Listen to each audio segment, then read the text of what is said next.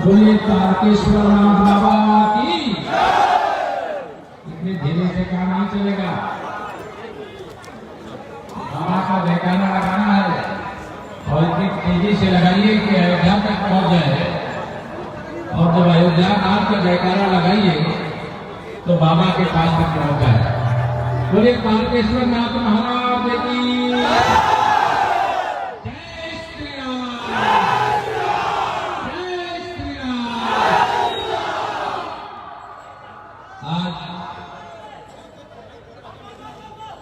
मेरे लिए सौभाग्य का विषय है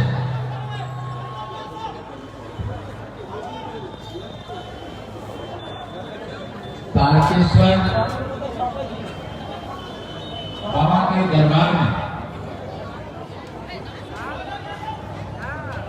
बाबा के साथ आप सबका भी आशीर्वाद लेने का मुझे अवसर मिल रहा है। इस अवसर पर मंच पर विराजमान भारतीय जनता पार्टी के जो जोनल के कन्वीनर के नाते काम देख रहे हैं, ऐसे से मनोज पांडे जी, संघर्षशील जिले के अध्यक्ष के रूप में जो काम देख रहे हैं, ऐसे विनोद घोष जी, हमारे यहाँ तारकेश्वर के वरिष्ठ कार्यकर्ता विश्वनाथ दास जी, मंच पर और मंच के सामने उपस्थित भारतीय जनता पार्टी बूथ से लेकर के जिले और प्रदेश तक के दायित्वों का निर्वहन करने वाले हमारे सभी साथी, बाबा के धाम के अलग अलग क्षेत्रों से आए हुए हमारे सभी पिता समान बड़े बुजुर्ग, हमारी बहुत ही आदरणीय माताओं बहनों, मेरे नौजवान दोस्तों,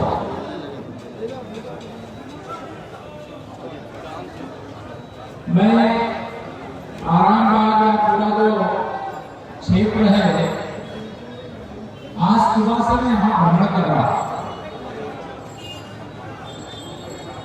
मैंने जिलाध्यक्ष से पूछा यहाँ कितने विधानसभा क्षेत्र हैं, तो उन्होंने बताया कि 6 विधानसभा क्षेत्र। और आज जो मैं पूरे जिले के अंदर परिवर्तन की आंधी देख रहा हूँ, लाइक करो जाके नीचे सारा अलग अलग स्थानों पर कई स्थानों पे जाने का मुझे सौभाग्य मिला। उस आंधी के आधार पर मैं कह सकता हूँ कि ममता दीदी जा रही है और बीजेपी कोई गलत तरह आकलन तो नहीं है। दोनों हाथ उठा के बताइए, माननीय नरेंद्र मोदी जी के हाथों को मजबूत बनाने के लिए ये भारतीय जनता पार्टी का एक चुनाव निशान दिखाई दे रहा है, ये खिलने वाला है नहीं खिलने वाला? हाथ उठा कर दोनों हाथ उठा करके खिलने वाला। अब जानते हैं कि कमल का फूल खिलेगा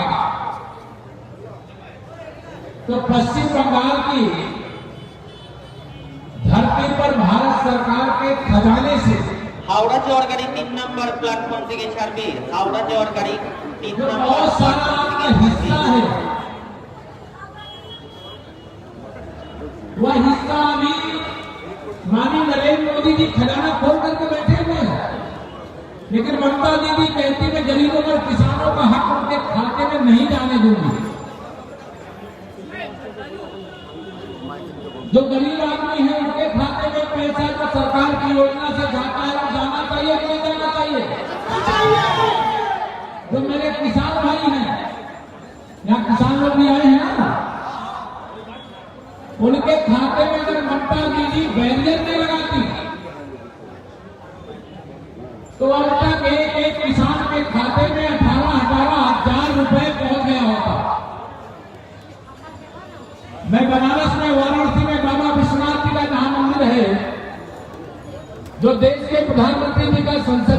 रहे, मैं उनके साथ था और उन्होंने कहा जिस दिन पश्चिम बंगाल में भारतीय जनता पार्टी की सरकार बनेगी, मैं अपने किसानों और गरीबों का जो हक उन तक पहुंचने से ममता सरकार के द्वारा रोका जा रहा है, सरकार बनने के बाद उनके खाते में सीधे पहुंचाने का काम करूंगा और कोई दलाली किसी को नहीं लेने दी जाएगी, कोई काम किसी को नहीं लेने दी जाएगी। जब मैं यहां आया तो मुझे पता चला कि ममता जी की सरकार में एक फिराल हकीम नाम के मंत्री हैं। अब उनको बाबा के हावड़ा चौड़गढ़ी 3 नंबर प्लेटफॉर्म से जो मंदिर का ट्रस्ट है, आप लोग कल उस ट्रस्ट का अध्यक्ष बना दिया गया, बनाया गया कि नहीं बनाया गया था? लो इसको लाइव लेकिन आप सबकी एकता के कारण, आप सबके आंदोलन के कारण लाइव जा रहा है। हावड़ा चौड़गढ़ी उनको कदम पीछे हटाना पड़ा और फरीद हकीम को इस ट्रस्ट के अध्यक्ष पद से हटाना पड़ा। लेकिन दीदी, आपकी मानसिकता क्या है, इसका परिचय पूरे पश्चिम बंगाल और देश को चल चुका है। एक जानकारी मैं आपको दे रहा हूं, 2013 में हमारे यहाँ उत्तर प्रदेश में प्रयागराज में कुंभ का मेला लगा था और उस कुंभ के मेले के समय उत्तर प्रदेश में समाजवादी पार्टी की सरकार थी। अब समाजवादी पार्टी की सरकार में उनके नगर विकास के मंत्री आजम खान थे, आजकल जेल में है। कुंभ मेले की जिम्मेदारी उनको दे दी गई। देश भर से जो भक्तगण आए थे, एक बड़ी दुर्घटना हुई, उसमें कई लोग मारे गए। अभी 2019 में भी प्रयागराज में कुंभ का मेला हुआ। हमारे योगी आदित्यनाथ जी के नेतृत्व में अब यूपी में भारतीय जनता पार्टी की सरकार है और उस सरकार के माध्यम से कुंभ मेले में एक ऐसी व्यवस्था की गई कि आप में से नहीं जानता कोई वहां संगम प्रयागराज कुंभ में स्नान करने गया था कि नहीं गया था, लेकिन 24 करोड़ लोग देश भर से, दुनिया भर से स्नान करने के लिए आए थे और एक भी दुर्घटना नहीं हुई। अगर हमारे बाबा के मंदिर में फरीद हकीम जैसे लोगों को आप ट्रस्ट का अध्यक्ष बना दोगे, जिन्होंने बाबा की भक्ति और बाबा की शक्ति का पता ही नहीं है, तो यह न्याय नहीं, यह अन्याय है और इस मानसिकता को पश्चिम बंगाल की जनता जान चुकी है और इसका जवाब इस 2021 जो नया वर्ष शुरू हुआ है, जिसकी आप सबको शुभकामना देते हुए मैं पूरे भरोसे से ये कह सकता हूं कि अब यहां कुशासन, अराजकता, गुंडागर्दी का अंत होने जा रहा है। सुशासन, सच्चा राम राज्य जिसे कहते हैं, जिसमें सबका साथ, सबका विकास, सबको सम्मान, सबको स्थान देने का काम जिस प्रकार से देश में माननीय नरेंद्र मोदी जी के नेतृत्व वाली सरकार कर रही है, उत्तर प्रदेश में आदरणीय योगी जी के नेतृत्व में हमारी सरकार कर रही है। देश में जहां भाजपा की सरकार है, बिना भेदभाव के सबका हक, बिना दलालों, बिना कमीशन खोरों के सीधे देने का काम किया जा रहा है। मुझे बताया गया कि पश्चिम बंगाल में कट मनी, ऐसा होता है क्या? लेकिन आपको बताना चाह रहा हूं, जिस दिन भारतीय जनता पार्टी की सरकार बनेगी, ये कट मनी लेने वाले